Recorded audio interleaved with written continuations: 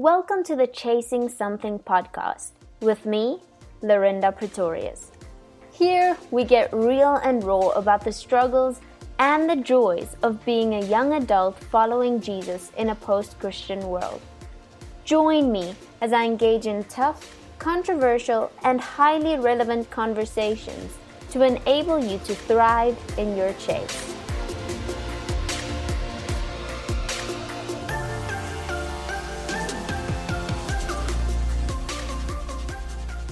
Before we get into today's episode, I just wanted to take a few seconds to tell you about the More Gathering by my favorite ministry, Moral Revolution.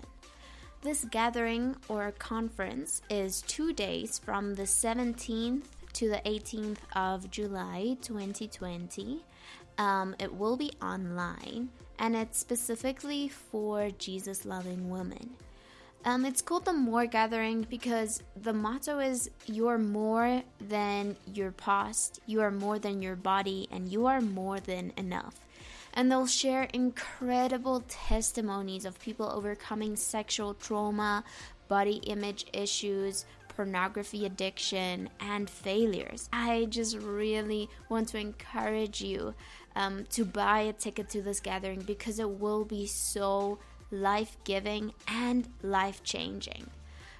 There will be a link in the description where you can buy your ticket. Without further ado, let's jump into today's episode. Hi beautiful people, and welcome to today's episode. So today, I'm speaking to my friend Bokang about false beauty standards. So Bokang is a very resilient, sassy, beautiful girl that has a great YouTube channel. It's called The B Word, and you should go subscribe right now. And we actually met at like a YouTube meetup event back in the day when I still had YouTube. And so I asked her to join me today for this specific topic because she also has like really cool series on her YouTube channel about like insecurities, and she does not shy away from the hard topics. And obviously I love people like that, you know. So welcome, Bokang. Thanks for having me, Lorinda. Oh my gosh, I'm so excited. I love that intro. Oh, yeah. Throwback to Lorinda's YouTube days. Yeah, that's yeah. Oh, I mean, I like YouTube, but like the editing is just too much, you know? It's a whole lot of work. No, it's a lot. Yeah, and then you're like broke, and I'm like, can someone pay me for this? And then at one point, I remember when I got like 10 like death threats, I was like, is this worth it right now? Like, no Wait, one's paying. what? You Yeah, got death threats? this was Oh so my real goodness. because you know people just love my conversations and opinions. So it Well, was you always great. go there. You always go there. So, you It know, comes with the territory yeah. type of thing. But anyway, you're very passionate about the topic of like beauty and false beauty standards, or I kind of assume you are because you do a lot of YouTube videos surrounding that, and like a bunch of your posts are about that. Can you tell us a little bit why you're like interested in this topic? I guess it's something that I've always just grappled with, and been interested in as a topic, but also I think just as a woman growing up in the society that we have grown up in. It's something that we all struggle with or have to face at one point or another in our lives. And just in kind of openly talking about like my own insecurities with other women and people in my lives, I kind of saw that there was really a space to continue to have these kind of conversations, and people really related. And I enjoy capturing the stories, and I feel like it's also not only healing and therapeutic for my subjects or my interviewees, but also for myself and for people watching to be able to relate and to be able to learn and to introspect and kind of figure out, well, why do we feel this way? Why is beauty, why does it have such value in our society? And why do we always strive to be beautiful according to, people's standards? So it's always just been like just a personal interest in mine. because I do love people's stories, but also, insecurities, like with anyone else, is something that I've always struggled with and have found through conversation has really helped in working through my own. Yeah, that's incredible. I think I'm always kind of like shocked, but also not, at how many girls have body image issues, you know? Like, I myself have struggled with it, and I don't even think I know one girl who hasn't struggled with it, which is actually so ironic, right? Like, we're all different sizes, and like some of my friends, like, I think society would deem them as like the ideal body type or whatever, but like Yeah, when I speak to them, they're so insecure, you know, like not in like a 100%. they're bad or anything, just like it's so crazy how common it is. But the other thing that I've really found, and this is something that I think Brene Brown says a lot, and it's just this idea that when we open up about our insecurities, we just take that shame away, you know? Oh, Um, definitely, definitely. You empower yourself by being vulnerable. I love Brene Brown. That yeah. no, she's absolutely right in saying that. But you also empower others, though, because they feel like it's a safe space for them to share their own insecurities, you know? And realize, oh my gosh, but like I'm insecure because I have this, and you're insecure for the same reason, but like this is ridiculous. Maybe we should not right now. Yeah, it's kind of crazy that we live in this world. So, how do you feel like the media and society has influenced the way that you view your body? Media, it's just so crazy because I have a love-hate relationship. Media has so much influence in the way that we all view our body and just view ourselves in general. Um, with regards to the representation, with the limited representation that it chooses to show. Mm, I think, across all industries, fashion, even with music, social media, film and television, media is so powerful and so influential. So the way for me it has personally influenced the way I view myself at a young age, I was like a little dark skinned girl and I had dreams of being a star, but every time I opened a magazine or, put on a TV show, spaces that I one day hoped to occupy, I never saw myself. I saw the complete opposite of it. And whether I realized it or not, it just kept on reinforcing the idea that I am not enough or, I do not meet the standard and I have to kind of find ways to fix myself or to, assimilate or try and change parts of myself in order to meet that standard. So I think media can be really detrimental in how it influences and how we view ourselves. But at the same time, we're really going into an age where, with social media, as much as it has its negatives, it's got some positives in that it's a platform where you're able to see yourself by literally putting yourself out there and seeing other people, different bodies and different ethnicities and different abilities. So I love like just the diversity that social media has created a space to see and consume. But yeah, no, it's been tricky waters when it comes to media. And at the end of the day, you just kind of have to realize that your self-worth is not going to come from what other people's opinions or other people's beauty standards are.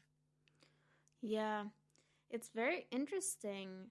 Um, a few weeks ago, a friend called me and she said, "Oh, she's going to a birthday party, and the theme is like 2000." Yeah, yeah, and I don't know. She was dressing up like something, and she said, "Oh, she Googled it, like the trends in 2000." And she didn't actually realize how much beauty has changed since Yeah, 2000, because the only people who occupied certain spaces were blonde white girls with like no yeah, curves. And it's uh-huh. it's very interesting that now we're moving towards so where people have more curves. Even white people are generally like, if you're not tan, it's not like you're not fitting into that either. Yeah. And a slogan kind of like real girls have curves, which I also think is not right, you know? Like it's Yeah. funny how okay, great. Now I fit into the picture of beauty a little more to some extent, right? Because okay, I have like a Mm. few curves, but I'm not I'm not tanned at all, and I just don't have the commitment to go into the sun that often, and I feel like fake tan is just too much effort. It's all too much effort. I'm like, no, this is too much effort. I'm Yeah, and the sorry. thing with like, with saying things like real girls have curves, it's beautiful that, you want to recognize women of other body types, but a lot of the time it's very limited in the types of curves they're talking about. There's a very specific silhouette that they speak about, or that you constantly see in the imagery when speaking about that. And also then it in trying to be inclusive, you exclude other girls that don't have curves. So now are we not real women? Are they not real girls as well? So yeah, it's Exactly. very Yeah. tricky. And I think it's like it's this weird thing because of course I didn't have the same experience as you in terms of having maybe like role models being a different ethnicity, but I Mm, definitely um I it's funny because I'm more like obviously white privilege has a role in my life, but I still didn't feel good enough because I still never measured up. like yeah, I was still yeah. like too white and I was always like too curvy or too fat or too short or Mm, like I was girl. an average person, which was not the thing, you know? Like, Yeah. and it's funny because again, like we're coming from different experiences, but we still have the same feeling, you know, which is so ridiculous and so sad. And actually, I was watching this series called Katie Keene just now, which I find pretty entertaining. And I was thinking, Mm-hmm. it's also kind of sad that you're casting only people who are attractive compared to or like generally attractive, you know what I'm saying? Yeah, Like yeah. that's not how okay, not that I'm trying to say that there's only one standard of what is attractive, but I do think you get people who are like attractive to the majority of the population, and then you get other people who have a more like specific type of people will think you're attractive. You know what I'm saying? Because Yeah. I also think attraction is relative. You know, like I don't think No, it's that's just a true. physical thing, even though like it plays a part. But I think it's also psychological, whatever. But the point is just how come people like you see teenagers, but they never have acne or whatever? Then you're like, why? This is a lie because you're It's so constantly being unrealistic. flooded Yeah. with these images and it's just so unrealistic. That's a big part of the problem, and why I think now more than ever, we as people, we as consumers on the receiving end of these things, we have a voice, and why conversations like these are important, and you should use that voice and actually demand, can we actually have real representation? Because you 27-year-old with a banging body and clear skin playing a teenager, that Yeah, is unrealistic, and it does so much harm to actual kids. exactly. But also, have you seen like teenagers these days, especially like on TikTok or YouTube or anything? Then you're like, Hmm? how do you look like this at 14? Like I was You're like, whoa, whoa, whoa, where's your ugly at ugly duckling 14. phase? I You're had skipping, and braces. that's not fair. Yeah, it's like what is even happening to our society? Like no offense, but it's really weird when you see kids and I'm like I'm almost 22 and I look like your younger sister. Like this is Yeah, what is yeah. happening? And you know what I think? I think the key is always balance and society hates that. Because on the Hmm. other hand, I'd like to mention that I am not for like this new movement that like glamorizes morbid obesity.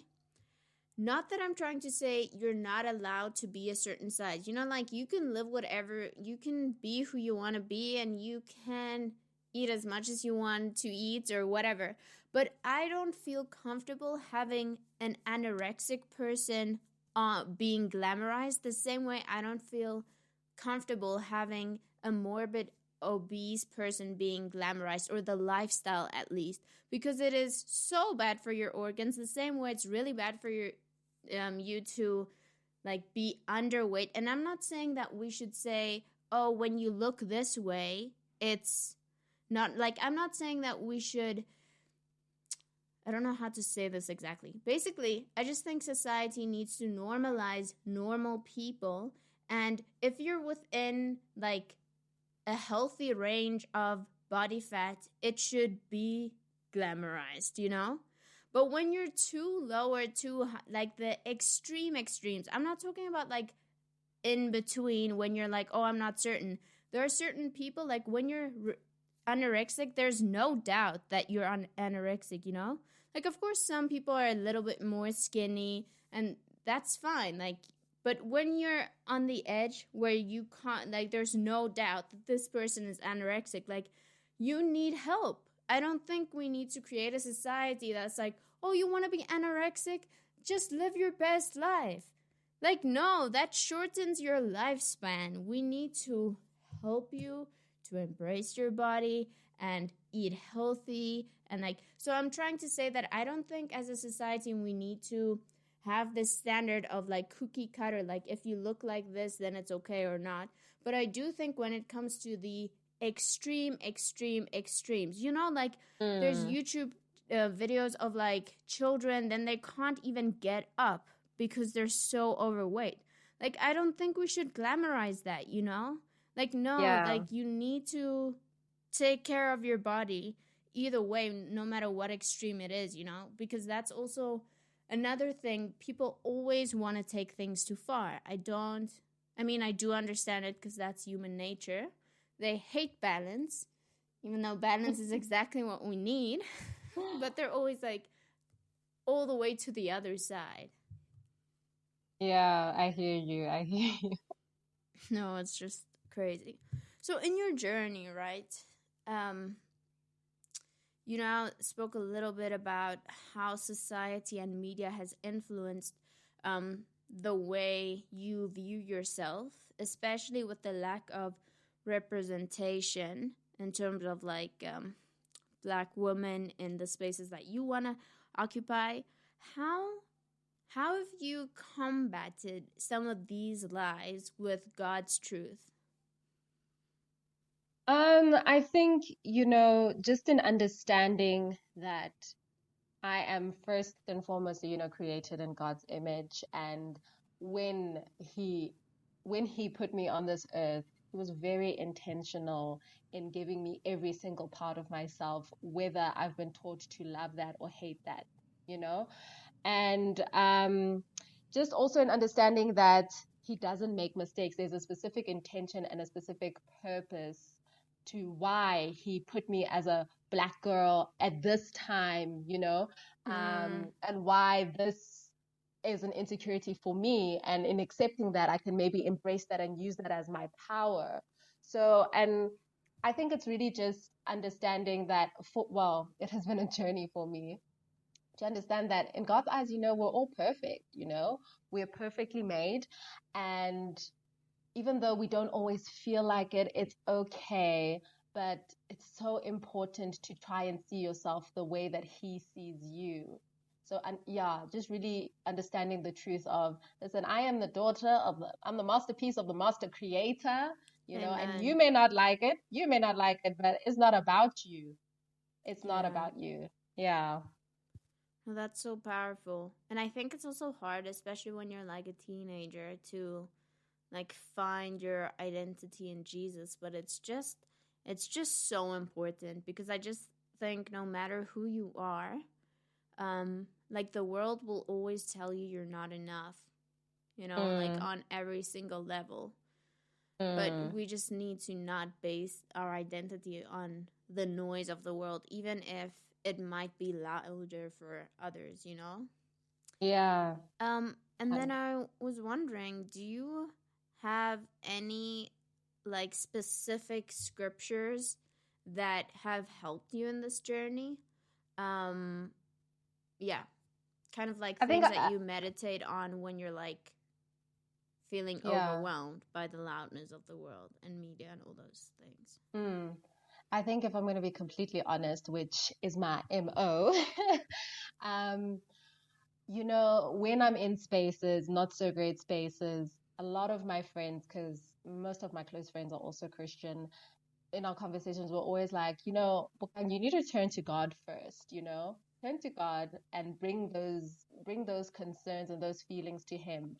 But a lot of the time, even though I know that, I go and throw myself a pity party, you know? Um, but in my growth, in my journey with Christianity, I have really found comfort in some of in His word. And if I had to like single out specific scriptures, one that I kind of alluded to in the previous answer. It's Psalm 139 verse 14. It says something along the lines of, "I praise you because I'm fearfully and wonderfully made." So just again reinforcing that, God's works are wonderful. Well, the rest says, "Your works are wonderful, and I know that full well." Everything that God's hand touches is wonderful, from nature, from my body, from my mind, Yeah. and really actually taking that and like being meditating and being in communion with God and be like, "Lord, this is what I don't like. Please help me see myself the way that you do." And in your scripture, you say that you have made me fearfully and wonderfully. You've taken your time to craft me, in this exact way. I know it is for a reason. Another one that I like and gravitated towards too quite recently was 1 Samuel 16 verse 7. And in this time, so in the story, Samuel was called to go to David's father's house and look for the next king. And the first person, well, one of the first, he went through David's brothers before he ever even thought of David, because one of his older brothers, really outwardly looked the part. He was tall, he Yeah. was handsome, but God told him, "Do not consider his appearance or his height, for I have rejected him." The Lord does not look at things that people look at. People look at the outward appearance, but the Lord looks at the heart. So not only did God take his time in creating me, how in the way that I look intentionally, but even despite that, even if the world tries to make me devalue that, the Lord says the most important thing that he looks at is my heart. Mm. So yeah, in times of, if I don't feel like so great in my body and so great in my skin, it's just a reminder that that is not where my full value lies. That's a part of me, but it's not fully me. And the most important thing to the Lord is not whether I look great or I'm cute today, but it's my heart, and if it's turned towards him. And yeah. Yeah. No, those are two really good scriptures. I wanted to say that when you said, "Oh, you should go to God, but you often that's not your first response." Yeah. Recently I've kind of felt the same, and then like I realized like this is actually such a kind of like trick of the devil, like telling you that Mm. it's too much work to go to God with this and to just like distract yourself from whatever is happening. Yeah. Because actually when we go to Jesus, like it takes a little bit of like well, firstly discipline, but also emotional energy to actually Yeah. put this in front of Jesus. But the reality is that like going to him is the only thing that actually brings life compared to anything else that you would want to distract yourself with. Like if you're like, "Oh, but I'm just gonna like bake a cake and eat it now and like watch Netflix for the whole day," like you can do that, but like Yeah. afterwards you're not gonna be like, "Oh, I feel so refreshed, I feel so good about myself." Yeah. Yeah, it's such a interesting thing. But I actually found this YouTube channel with like some Christian meditation videos for like 10 Mm. minutes or so, which I'll also link below. And it was just so great. Like last night I did one that was like 10 minutes and it was just about like giving God your struggles and like kind of visualizing it as like different rocks without explaining it to God because he knows, but like just like visualizing the rock and what it looks like and like what it feels like. And it was like this very interesting experience, but it was so life-giving, you know? And to kind of like add to that, I wanted to ask you, do you have any practical things that you've implemented in your life to view yourself the way that God views you? Because I think often we're like, oh, but just like, well, obviously reading the Bible and praying is a good start, but I think there are Yeah. other practical things that we can do, and too often we're just like, oh, but like just adopt God's view. But like, how do we Yeah. practically do that? Like, is there anything in your routine you've changed, or like affirmations, or like what any practical things that you've changed in your life? Yeah, I think one thing in my routine that I've really taken up is journaling in the morning. And it's something in this book that I'm reading called The Artist's Way.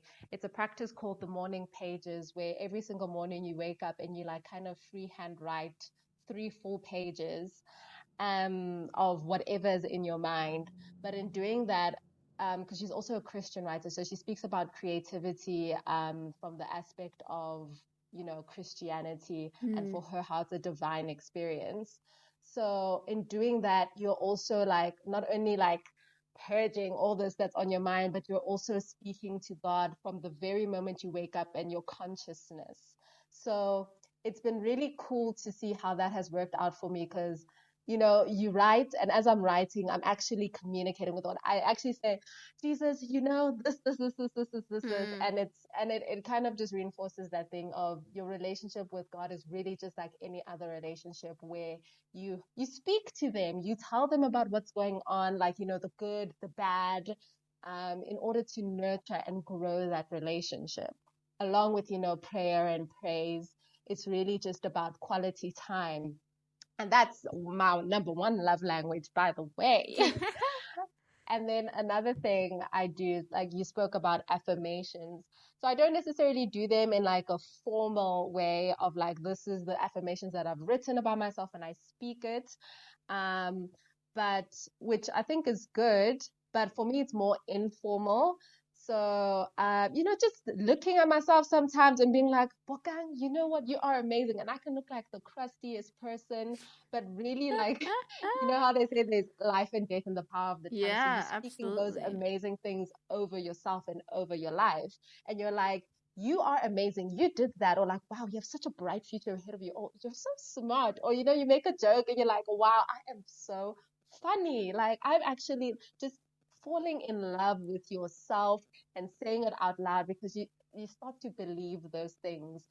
So definitely journaling and those affirmations have really worked a lot for me in just helping to view myself, yeah, Yeah, differently. those are so important. I think for me, when I go through like hard seasons, Mm. I write like affirmations down and put it next to my mirror, and then I like look at myself and I say them out loud. And they're usually Yeah. the times when I'll say it and I won't believe it at the time, like because I just Mm, don't feel great. mm, But mm. after like a week or two, it really changes the way I like view myself. And I think I Yeah. also, in terms of like social media, like try to follow people who inspire me. And Yes. like in terms of like influencers, right? Like not following the Kardashians. No offense if you do and that's your thing. That's great. But like following Yeah. I right now I'm following like a lot of like Christian and like my Christian micro influencers kind of, where like Mm. things are uplifting and positive. And one of my favorite like self-love blogs or Instagram pages is the Bird's Papaya. She's Mm. Canadian. Okay. I really recommend following her. I don't agree with like everything she believes, but a lot of her mission I really support. And I've actually seen how that changed the way I look at myself by like having a feed with real people with like cellulite or acne, Yeah. and like it actually changes the way I see myself, you know? And Yeah. I we'll talk about insecurities in just a bit, but like I went to Mm. Finland in the beginning of the year, and there they sauna like a lot because it's cold all the time and it's not fun. But anyway, Mm. and they do it naked. And in the beginning, I was so freaked out. Like I was just like, this is really weird. Like this is just I don't know, like I could Yeah. not get Yeah. over this situation. Especially like in the Afrikaans culture, right? Like you're very it's a very conservative culture. Like Mm. it's just no. Like no. It's weird. Anyway, but like after a while, I was over it, you know? I was like, whatever. We're all naked here, so I guess it's fine. Oh, so you eventually got used to it. Yes. But Yay. that's so like that I've never had that amount of body confidence actually. It's so cuz everyone is so comfortable in their bodies, like no matter what size, no matter what age even. Like Yeah. they're just like I don't know, they're just so chilled with it.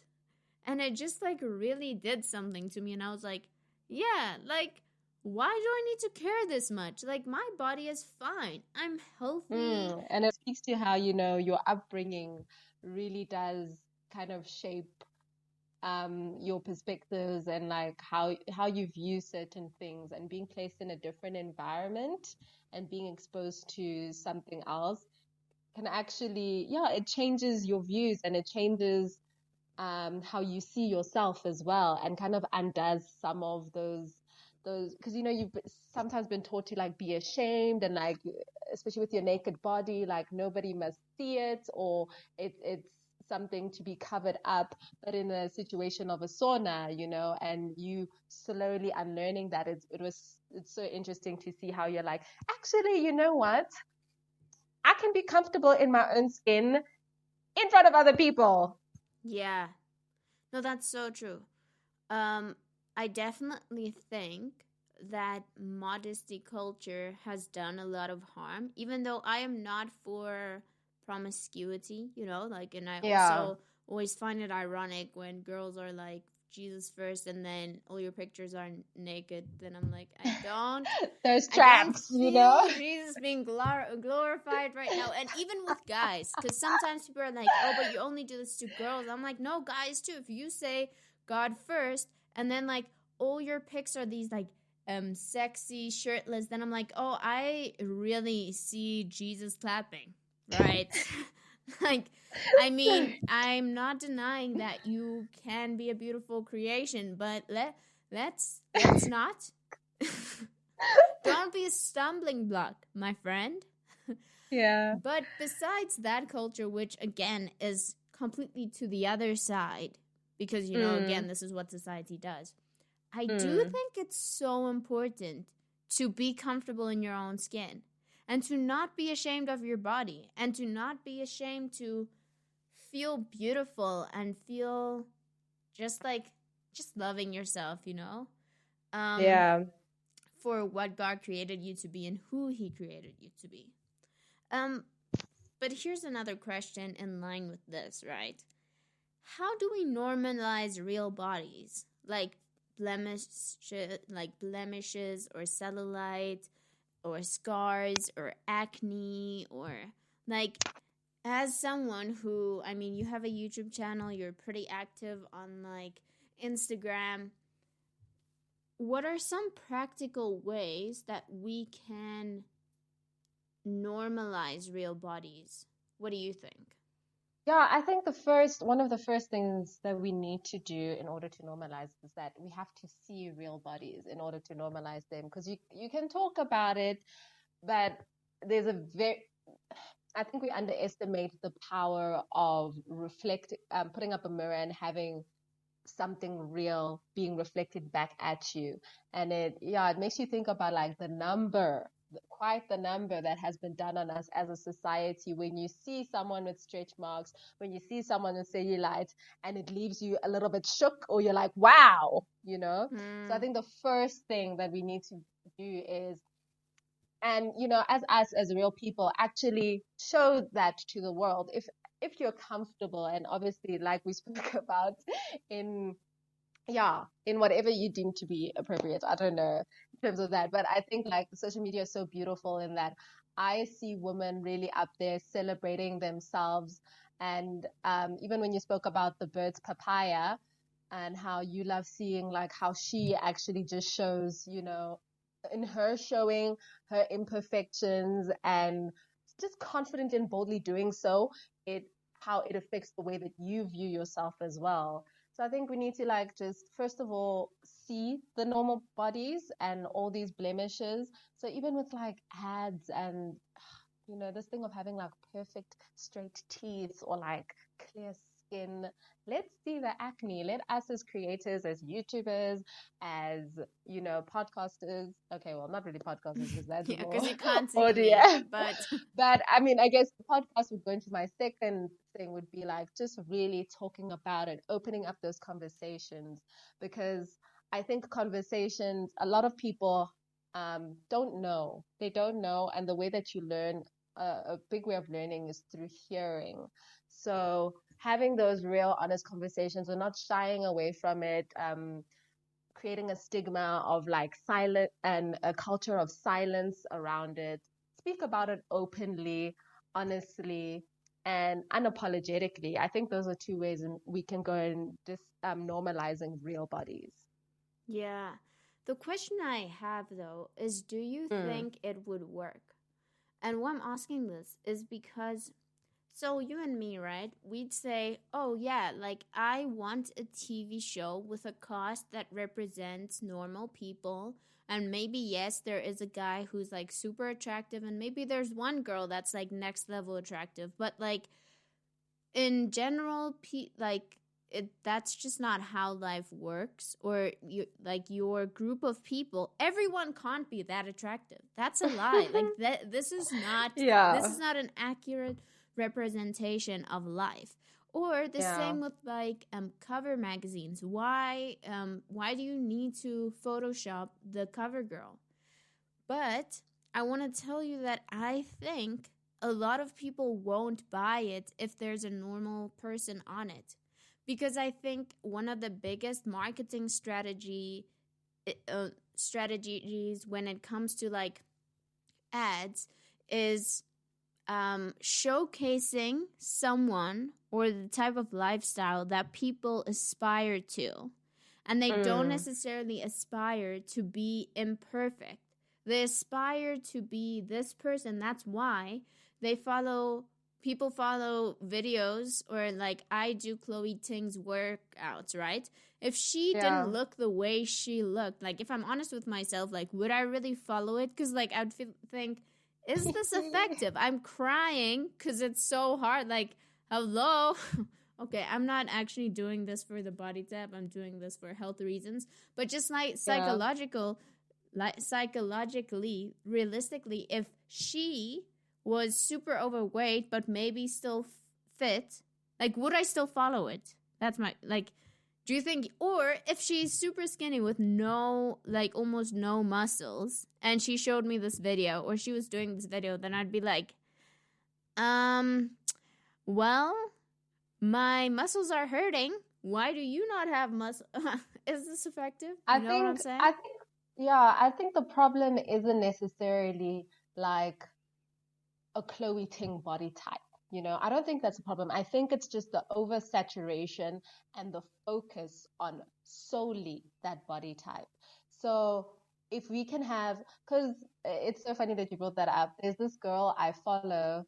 Oh, do I even remember her name? But a YouTube channel, and she's a bit overweight, but like she had a Chloe Ting Chloe Ting challenge that I watched of hers, And she has quite the big following as well. And it was just really interesting. I think I followed her before that also, but it was interesting to see just on how she was trying to better herself, but also just representation in terms of like, she was like, this is because some people are just born that way, you know, it's not True. necessarily, yeah, because of unhealthy lifestyles. So I think I was like, it was so refreshing to see someone of a different body type doing something like that. And I was like, this is great because Lizzo also she comes under a lot of fire because of her body. And I'm like, Lizzo is a lot fitter than a lot of us. Well, I can say she's a lot fitter than me. The things that she does on stage, I can't even do like just in my room without trying to catch my breath. And I think if we normalize, it's about balance of seeing your Chloe Tings, your Lizzos, and etc. etc. You know, so it's not about and when it comes to change in society, it's really, there's always going to be a lot of resistance at first, and it's not always going to be easy, but you need to start somewhere. So there's no way to know if it's going to work, and it probably won't work immediately because this is what we're used to, seeing only one type of thing all the time. But that doesn't necessarily mean that it shouldn't change or that people won't buy it just because, and we shouldn't be afraid to try. Yeah. Yeah, I get So what you're saying.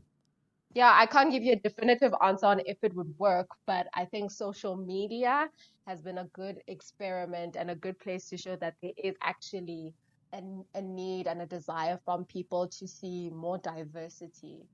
That's true. I Yeah. guess also, like, if everyone who owned magazines and stuff could just commit for one, like, do one good thing in their entire lives, or could actually care Mm. for 1 second, they could all just commit to making this their mission, like, in, like, a few months, because it's also about, like, what's available, right? So, like, if you just kind of change the narrative completely of, like, all the major medias and they just all start using, like, normal people of all Yeah. different kinds, then you wouldn't have the option to choose the glamour person. And so it would, like, shock society. And then it would just be Yeah. normal. So it's kind Exactly. of like, yeah. Yeah, it's what we're used to at this point. So literally what you said, if everyone just, we could literally create a new normal if everyone just decided to adopt this. So true. So, fun conversation now. We're going into insecurities and then the self-love movement. So, what Oh, is joy. your biggest insecurity right now, if you want to be vulnerable with our audience? Yeah. For me, my biggest insecurity, funnily enough, it's not physical. It's just the fact that, you know, I'm 25 this year. So I turned 25, and just looking at where I was hoping or thought my life would be at this point versus where it actually is, that is a big point of insecurity for me because, you know, it brings up things of feeling behind or like just things of, you know, comparing, maybe, yeah, not only comparing yourself to other people your age, but also comparing yourself to the ideal version of yourself in your head and where you feel like you should or could be. So that, I guess, is an insecurity that I've been dealing with and just kind of trying to reconcile with the fact that I'm here because I'm supposed to be here and there is a lot that I've achieved thus far. But at the same time, I'm just like, oh, Bokang, man, girl, you're getting old now. Can we just skip this whole messy, confused part of life and like get to the part where we have it all figured out? So that's a big insecurity of mine. And I think for anyone in their 20s, I think the 20s is just a confusing era. It's a Yeah. confusing decade for everyone. But yeah, I'm trying to not be so hard on myself and to deal with that insecurity. Yeah, it's funny that you're mentioning this because I, like, spoke to my mom about this like 2 weeks ago. And I was Mm, talking about how, firstly, I think, okay, not that I really love it when people are like, oh, but I'm an Enneagram this. So, like, this is not at all. I'm not trying to justify my actions through the Enneagram, but I am an okay. Enneagram 8 and wing 7, which like the 8 is like the achiever and the 7 or achiever and challenger, and the 7 is like Mm. the person who wants adventure. So I'm constantly kind of driven by like big achievements, not Yeah. necessarily in terms of the world, like, oh, the world's giving, or I got this trophy, not at all like that. Like, achievements, like things that I want to do for myself that I see as like a Yeah. big thing, and then also adventure. Like, I'm constantly driven by those two things. Mm. And especially because I didn't like study straight after school, and I'm turning 22 this year, so like the majority of people who are kind of like my age either like got their degree at the end of last year, or Yeah. they'll get it at the end of this year. And I'm only finishing my degree next year, and then I have to get a master's degree and like so many years of like internship and community service, and like it's just a Mm. lot. So I'm going to Yeah. be not really earning money or anything Yeah. for quite some time. It's just it's looking a little bleak, you know? Well, we And hope that the podcast takes off, and then we get some cha-ching there. yes, help a girl out. But and also the other thing is everyone's getting married. Like every single person I Oh, that's know is true. engaged That or is so just got true. married. So some of them are pregnant too. I'll skip the pregnancy part. Like I Yeah, we'll put that off for a like while. I'm chill. But anyway, and I was just thinking, so firstly, I'm one of my own hardest critics, and I think you can Yeah. relate to that. Just being like, oh, I have all this potential, I don't want to waste it, so like I want to do all these things. But Mm. then also, social media definitely adds to that. Like it's just this Yeah. constant like, oh, but I Yep. could be traveling the world teaching English right now. Like why why am I studying in Joburg in one place? But like Mm-hmm. reminding myself, okay, but you have a long-term goal. This is what God has called you to. You just need to stick it out right now. Like and it's yeah, like you said, like your 20s is such a hard space, and I think there's so much pressure to have it figured out, and it's Yeah. just so unrealistic. And I think especially like this viral culture specifically has heightened that, because it's like, oh, you're Mm. 14 and 5 million people follow you, so like you have enough money for the next 20 years, you can just do whatever you want. Essentially your life is figured out. Or you're James Charles and you have like 20 million subscribers and you're like 5 million times more rich than me. So like I mean, actually, definitely more than 5 million times, because I have like two rand, so You know? you don't even want to know. And he's like a year or two younger than me, so it's like, Mm. what? You already have 3 houses? Like, are you kidding me? And it's always in our faces all the Yeah, time because of, oh I my can't goodness, afford petrol. What are you saying? dude. It's rough out here in these streets. But anyway, so kind of like to combat insecurities, um, Mm.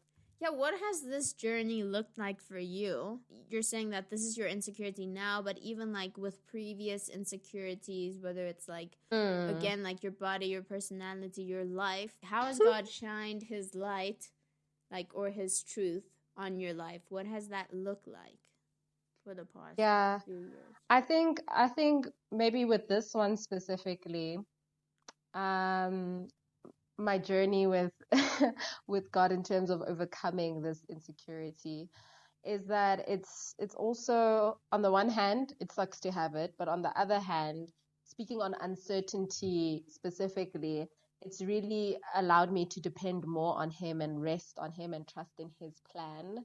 So I think beforehand, once I still had the comforts and the nest of home and school and stuff. So for me, I have graduated, but now I'm in kind of the wilderness of trying to like just create a life for myself, and there isn't kind of Hmm. like that structure or just that safety net of just being taken care of. I have to kind of try and figure out how I'm going to do that on my own.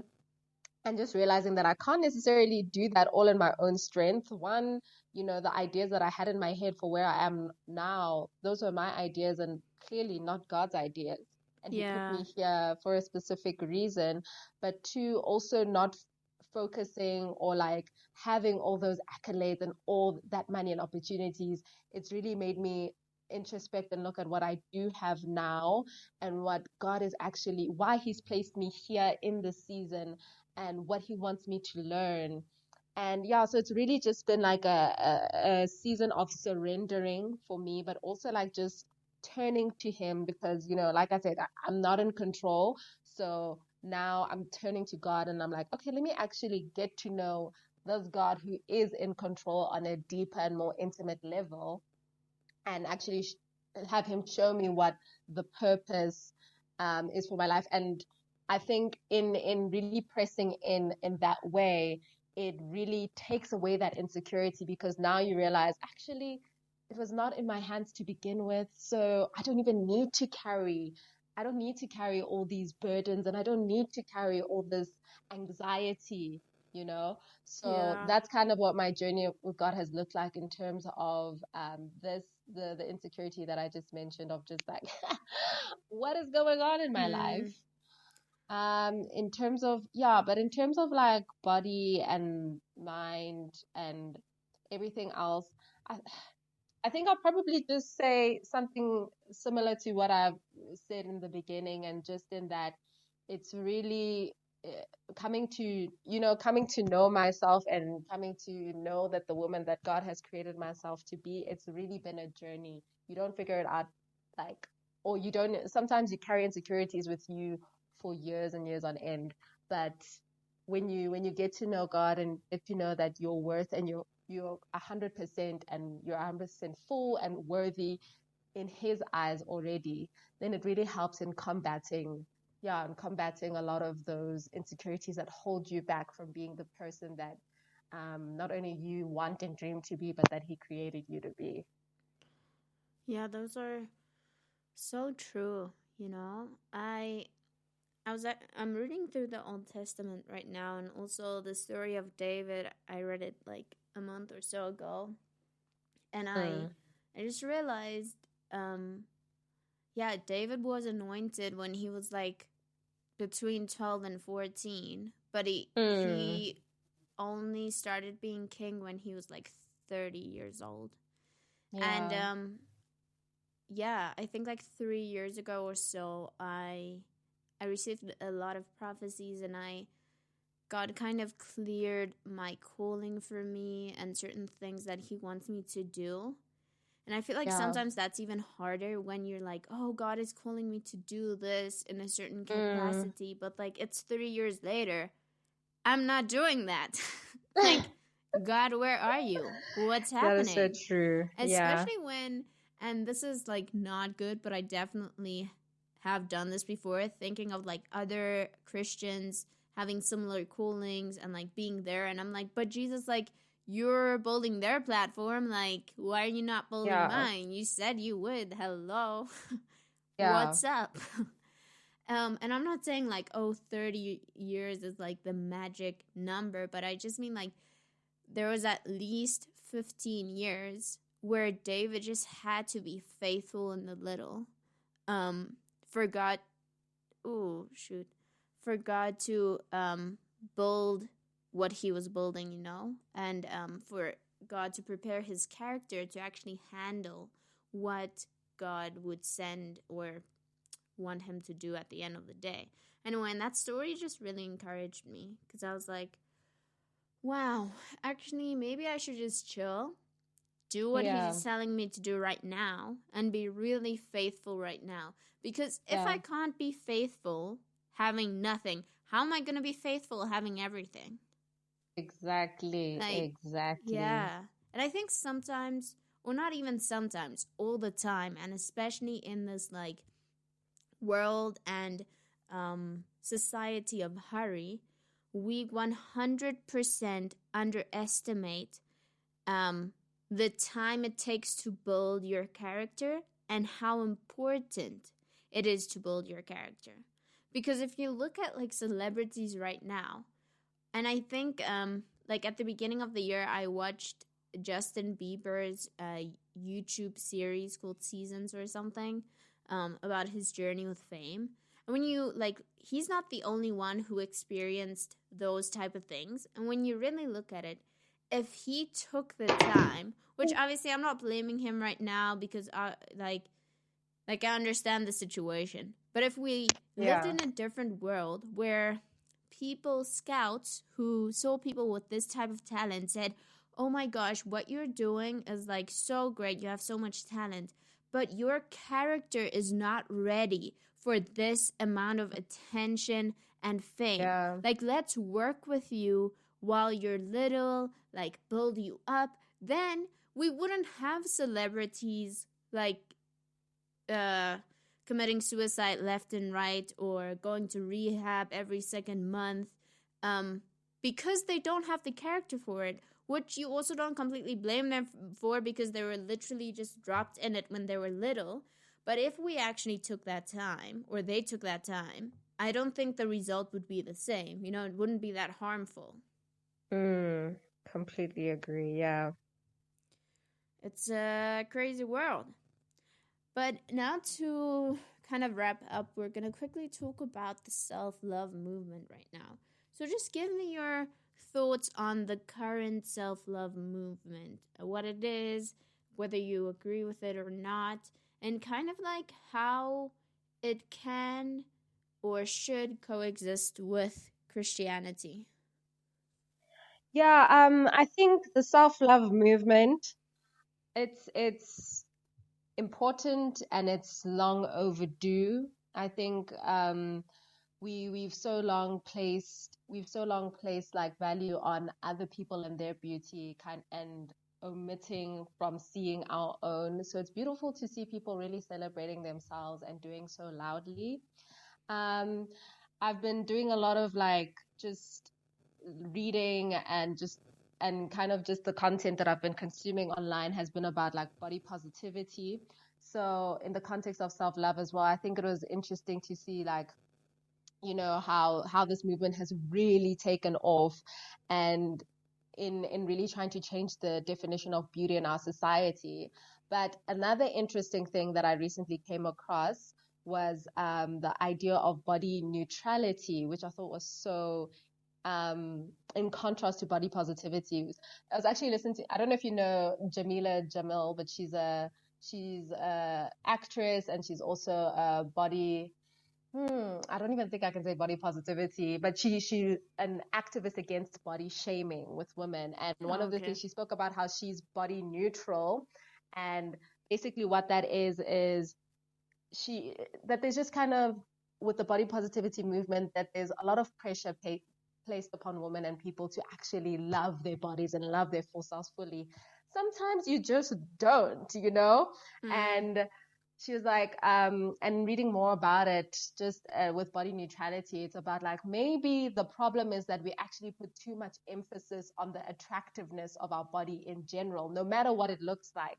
So in body positivity, we're trying to fight to be seen and to be seen as beautiful the way that we are, but we're like, with body neutrality, it's like actually let's take away the significance of the amount of value we place on how your body looks in the first place and appreciate your body.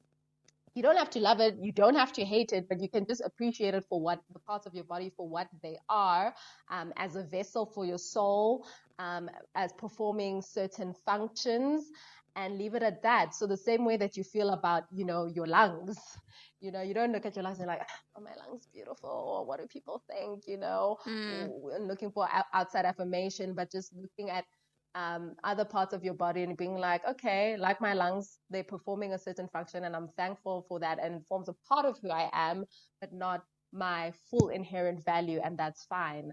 So I think the self-love movement is so layered and there's so many different things that we can look into, but it's about really picking and understanding what works for you and just being open to learning more and more about it. Yeah, so those are my thoughts on the movement. So I have two a little bit like more specific questions for you regarding the self-love movement.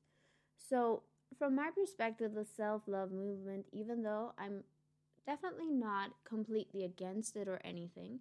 I am Yeah. against this notion of um, just do, because the self love movement is to some extent, for me, also linked to kind of like the what do you call this, like not sexual freedom but like sexual reformation. But it's this idea of like, Mm. it's your body, just do whatever you want to do, it doesn't really matter, and satisfy. If you want to eat the cake, just eat the cake. If you want to do this, Yeah. just do it because it's you. And I do think that that directly contradicts Christianity, in the sense that we're not called to satisfy our desires. Instead, we're called to live a life where our desires are like our secondary desires, as in we want to honor God, overrides primary desires, um, which usually are not in line with what God is saying. And then also this other notion that our body and souls are to some extent separate, and like we're just souls living in bodies, which very also contradicts the New Testament, that makes it really clear that you are both your soul and your body. And um, basically, you can't separate the two. You can't say, like, it doesn't, because this is exactly what people did in the New Testament. They're like, oh, we could just do with our bodies whatever we wanted to because our souls are holy, and or our spirits are holy, and it's not linked to our bodies. And Paul was like, no, you can't do that. That's also why there this kind of like more controversial verse where he was like, well, if you have sex with another person like outside of marriage, like it's not a bigger sin, but it is a different sin because it not only affects your body but also your spirit. And so Yeah. how sins linked to our bodies are kind of like, yeah, again, it's not bigger but it's different, because those two are so intertwined and you cannot separate them. The same way, like now new research shows, oh, your gut health is directly linked to your mental health. So you can be Mm. depressed and it wouldn't even be because of what's happening, but it's because you don't have the right bacteria in your stomach. And that's like, it's interesting, but it just kind of confirms everything the Bible has been saying for such a long time, that you cannot unlink these two. That's why also like exercising shouldn't be about how you look. Like you need to do it for yourself because it's healthy no matter what you do, like whether you want to do pilates or jog, or there's no Yeah. right way. But it is important to look after your body as a Christian, because that, again, it's also your temple. And I'm not trying to say Mm. never eat cake or just do all the right things, or oh, you don't need to fit into any cookie cutter body size, but you should do things that are healthy for your body and not just do you because it's your body, but realize actually it's not about me, it's about Jesus, you know?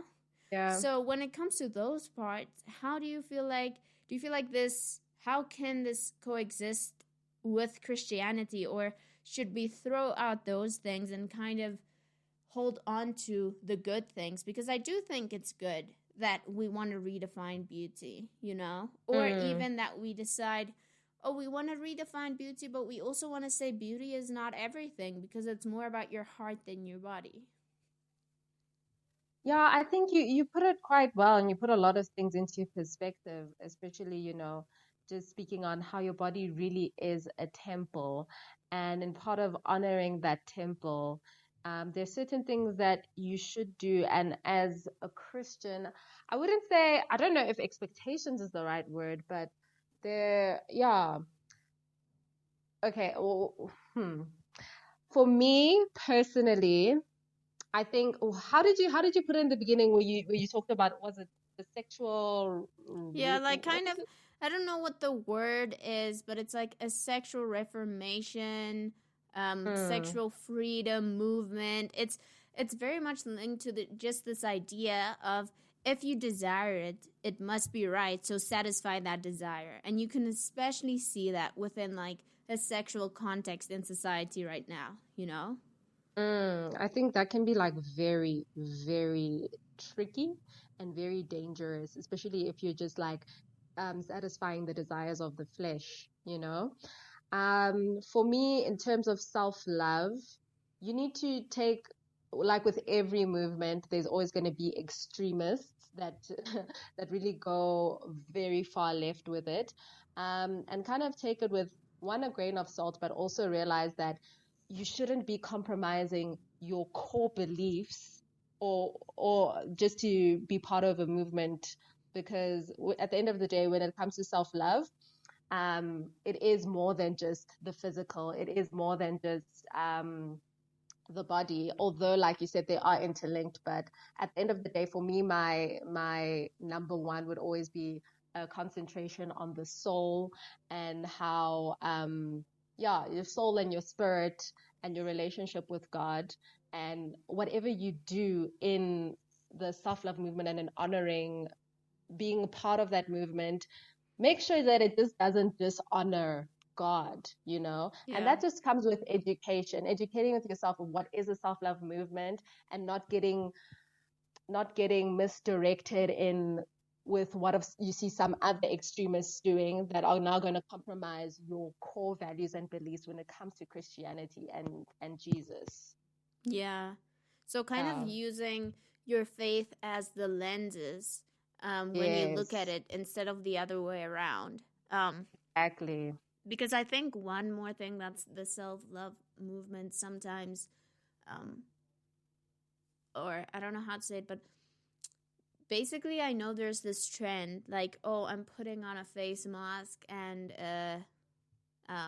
like coconut oil in my hair, and that's self-love.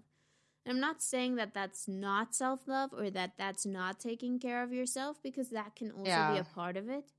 But I also think it kind of denies some of the really hard conversations that you should have with yourself if you really have like love yourself, and the discipline it takes to be like, oh, I love myself, therefore I am going to like meditate for 10 minutes every morning, even though it's like I don't feel like it. I don't feel Yeah. like, I'd much rather just put on a mask right now, or I'll go walk for 15 minutes a day, and or like as Christians, I'll pray for 15 minutes a day. I'll read my Bible.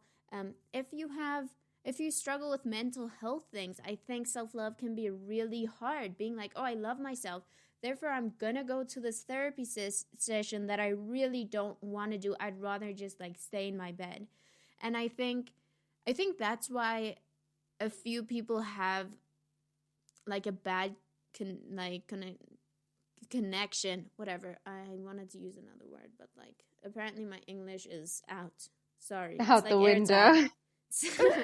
I'm gonna start speaking Afrikaans now. But because it kind of takes away this idea that really loving yourself is work, which is also, but I think it's so linked to the world's idea of love, because the world, Yeah. whenever they speak about love, whether it's self-love or loving someone else, it's all about a feeling. Like, oh yeah, but no, love doesn't just fade, it's constant work. Like even when it's loving yourself, it's work, and it takes emotional energy that people don't want to put into it, but like that's true love. That's the love that God has called us to, whether it's like loving him, loving ourselves, or loving other people. Because I mean, loving yourself is literally God's command to you. He's like, Yes. love the Lord, but then also love yourself, and then love others the way you love yourself. And so it's not Yeah. even like a suggestion, like, oh, maybe you should do this because I It's created. a It's like command. you He's should. saying, do Like, this. and it's like everything hangs on like those three laws, that you should love God, love yourself, and love your neighbor as yourself. So it's a pretty big command, Mm. It's just, yeah, the world is definitely interesting.